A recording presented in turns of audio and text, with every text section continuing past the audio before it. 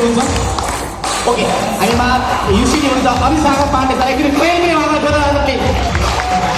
अनुसारको लागि र एउटा राम्रो म्यानेजमेन्ट पनि हो होइन